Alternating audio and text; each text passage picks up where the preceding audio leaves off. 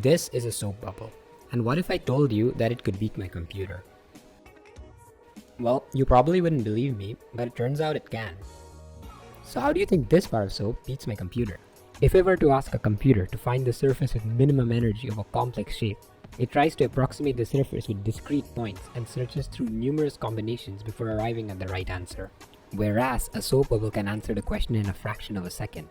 The soap is simply following the laws of physics, computing all possible outcomes simultaneously and returning the one that has minimum energy.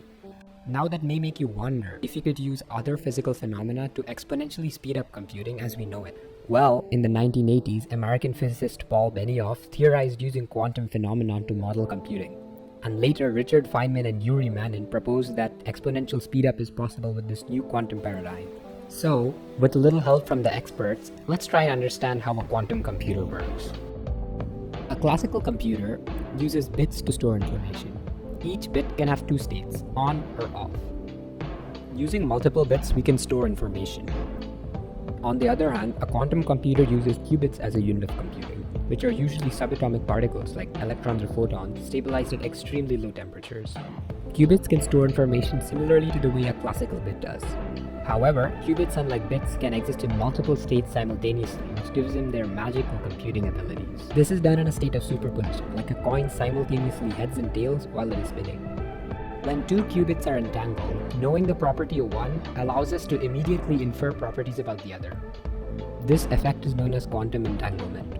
With all that said, let's take a look at quantum computing in action. Imagine a hacker attempts to open a safe secured by a 4-bit key. With a regular computer, the hacker will have to search through all 16 possible combinations one at a time to find the right key. Now the quantum hacker, armed with the power of a quantum computer, can simultaneously search the entire space of 16 combinations and find the right key in one go. Theoretically, a 224-qubit quantum computer can access 2 to the power 224 compute states, which is much more than the number of atoms in the whole Milky Way galaxy. That's an unbelievable amount of computing power. So why isn't everyone panicking already about quantum hackers emptying their banks? Remember the bubble I mentioned earlier? It has a problem. It likes to burst. A lot. Similarly, superposition qubits occasionally collapse without reason, making it difficult to compute without errors using more than a few qubits. This effect is known as quantum decoherence. So making a useful quantum computer seemed like an enormous technological challenge. Yet in the near term, fault-tolerant quantum computers have been applied to challenging problems like modeling climate change and weather forecasting, simulating and modeling protein folding for life-saving and drug discovery.